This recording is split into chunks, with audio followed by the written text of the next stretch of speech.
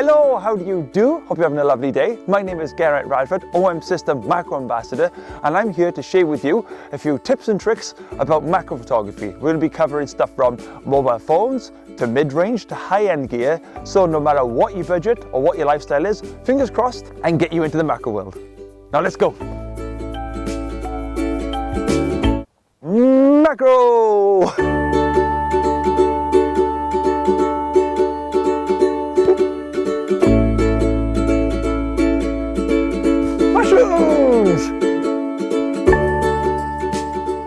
So, when it comes to photographing fantastic mushrooms and stuff like this, sometimes it works quite nicely to include the environment around it as well. So with our phones, we can set it to like a wide angle view, and they're getting reasonably close. Tap down there. I don't actually mind this ivy leaf up in here, but I'm gonna get a little closer and frame it out anyway. Boop. And there are some really nice little moments in here also. So I'm going to zoom in like this, because then that is going to really make it stand out. Tap to focus. There we go. Do you know what's fun with mushrooms though? Oh, my foot's in a puddle. Whoop-ha! Get myself in a power stance. Yeah, so mushrooms kind of look like little families. Oh, look at you. Look at you. Tap it. I'm going to include a bit of fill flash on this picture because the background is kind of overexposed. So by balancing out that exposure with the fill flash, it'll just mean that you can see what the sky is and also get a little bit of light on the mushrooms there too. So I've enabled Pro mode on my phone because that'll give us a little bit more control over the exposure. So what we're looking for is the EV, and that's the exposure value. And then that lets us turn the brightness up and down as to how we want it. So I'm just going to do it until it looks pretty. Find the composition that you think looks nice, and then snap away. Always explore what's in front of you. Don't settle for just the first picture. Play about a bit, have some fun. Let's go crazy.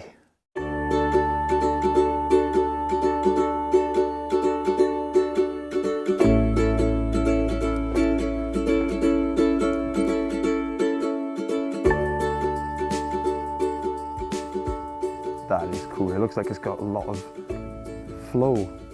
And there's like slime molds in there too. I'm a little bit shaky because it's cold.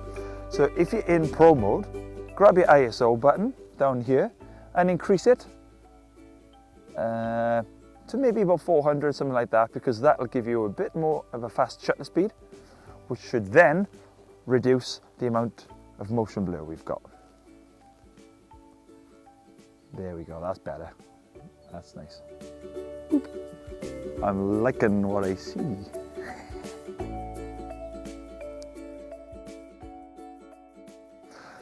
And the thing is, macro photography isn't just for us nature nerds, it's for everyone.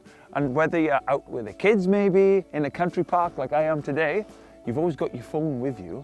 And there's always a chance to explore the close-up world. So, normally you'd sit here and you'd get your little pack lunch out and you'd enjoy it. But before you do that, just have a little look at the surface and see if there's anything cool to take some pictures of first.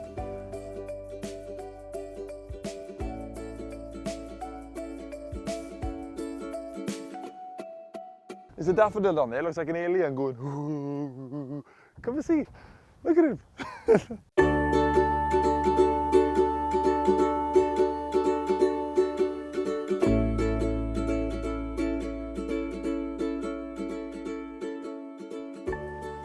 See, that looks quite nice. That looks nice. So, instead of actually zooming in with the camera and physically moving the phone closer, using the wider angle of view to accentuate the size of these, but also maintain a lot of background detail as well. If you zoom in on your phone, then what's going to happen is you're going to lose that background definition. Not a bad thing, but in this situation, we want to kind of keep it there.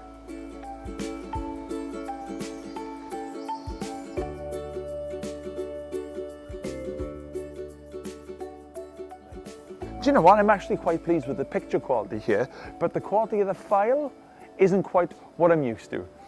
If I zoom in, you can kind of see that there's no real detail in there, and the backgrounds are a little bit sort of smooshy looking.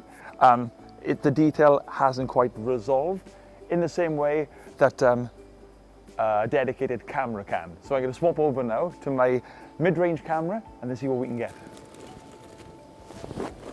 There we go. I like a biscuit. What can I say?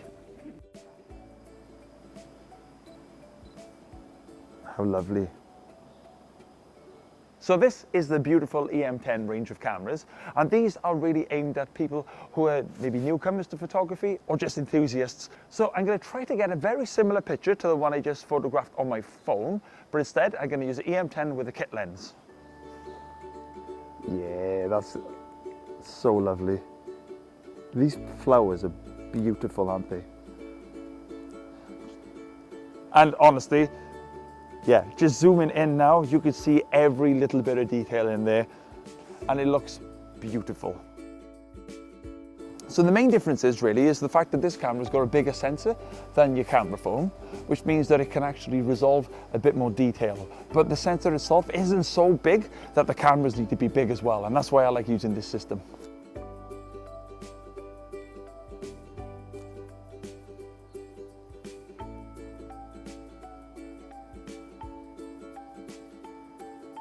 Look at that, lovely stuff. Beautiful. So as versatile as these kit lenses are, they do have some limitations, and one of them is that they don't actually focus that close. To get true macro photography, we need a dedicated macro lens. Now, I'm glad I actually swapped over to my macro lens, because with the kit lens, I couldn't take these pictures. And what drew me to these is obviously the beautiful color, the fact that there's two of them, one's open and one's closed, but I really like how these have got rounded edges, and then we've got spiky stuff in the background. So this works on a lot of different levels. So I'm going to get in with my 30mm macro lens, and then hopefully end up with a really cool looking picture. So I'm using aperture priority mode at the moment, because that allows me to change my aperture, which controls how much light is coming in to the lens, and also how much of my picture is in focus. So the bigger the F number we're using, the more in focus our pictures are going to be. But we've got to bear in mind that the more in focus we are, the less available light we've got. So things might get a little bit wobbly. If that happens, increase your ISO a little bit, and hopefully that should solve your problems. I'm shooting at f5.6 because it's a nice trade-off between depth of field, which is how much we have in focus, and shutter speed. It's a friendly little beep, isn't it? Oh, that's close. Goodness gracious. This 30mm lens focuses really close.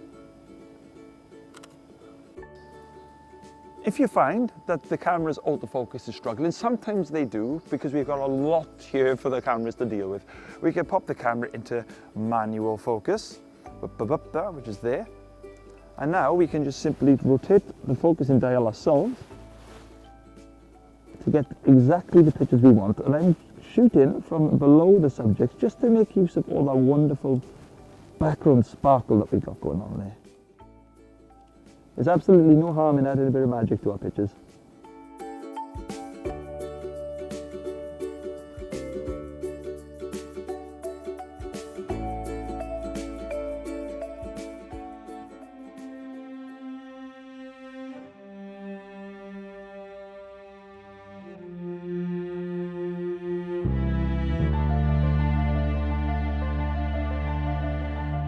There's my stick.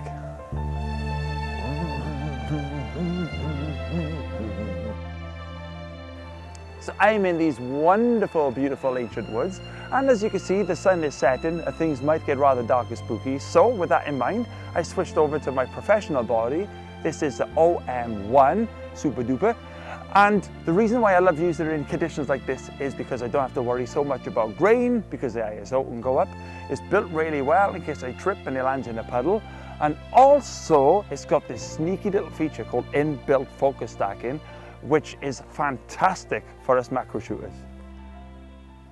You're allowed to do a bit of gardening when you're out and about, but don't destroy a single thing. You can move stuff out of the way because, well, the wind can do that, but we don't want to be trashing the place here. I mean, these are ancient forests, hundreds and hundreds of years old, and it's a privilege to be in them. Look how pretty that is. So this mushroom is absolutely perfect for talking to you a little bit about the different macro lenses that I like to use. So, you would have seen this one already. This is the 30mm macro lens, but I've also got a 60mm macro lens. Now the 30mm macro lens will give you a much wider field of view, and the 60mm macro lens will let you focus on the small subjects, just like this one, but from quite a bit further away, which makes it perfect for things like butterflies and dragonflies and other little creatures who don't really like us getting that close. So this 30mm macro lens is effectively 60mm if you're using a traditional 35mm sensor. I use a micro four thirds because it's small, compact, I could take it anywhere, but it also means that the lenses are small and lightweight too. I think that looks nice to you. And I then use one of my tiny focus points like this, place it on the subject.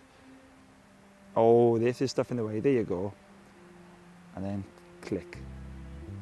You'll notice that I'm shooting at f3.5, that's the widest aperture that this lens has to offer. But it's just enough depth of field there to make sure that the mushroom itself is in focus, but the foreground and the background are nicely diffuse. So as we're getting closer, you'll notice that the mushroom appears to be really, really large. And that happens when we get closer with wider angle lenses. Now that's not necessarily a bad thing, we can use this creatively. But it does also mean that the closer we get to fill the frame, we do need to close the aperture down a little bit just to make sure that this entire mushroom is in focus. But that's quite a nice picture. Oh, look at that, we even got some magical sun flare in there as well, look.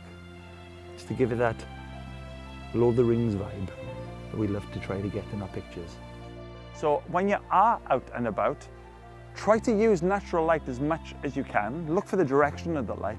Backlight your subject, work with side light, get the sun over your shoulder and then light it from the front. But experiment, move around and then find your way. So now I've switched over to the 60mm macro lens, and now I'm going to shoot the exact same composition as I did before, but with this lens instead. So the lighting is absolutely lovely. And because I've got a longer focal length, it means that I can be further away from the subject. And because the lens has an f2.8 aperture instead of 3.5, it means that I can really, really isolate that mushroom. And by that, I mean get a really nice blurry background and a blurry foreground so that the mushroom stands out beautifully. Look at that. But this is just playing with light and the direction of light, and you can get some really, really interesting looks to your pictures. Remember that the composition and the light make everything beautiful.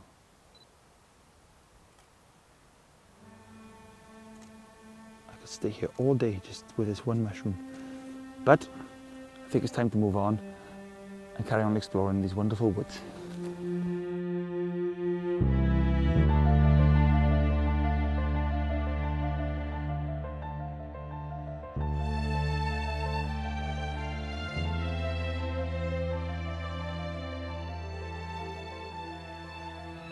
How lucky, how lucky. The issue I'm having here is that because I'm working in such low light, I can't actually get enough depth of field in one picture. So I'm going to use a technique called focus stacking, which would actually help me quite a bit. Because I'm shooting a focus stack, that means I can open up my aperture to f2.8 to give myself the fastest shutter speed possible. And now I'm simply going to gain the depth of field by shooting multiple pictures.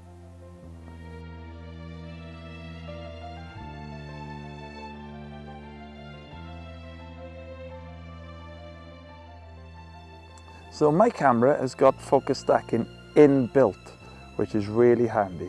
But if you don't have focus stacking built in, what you will need to do is set your camera into manual focus.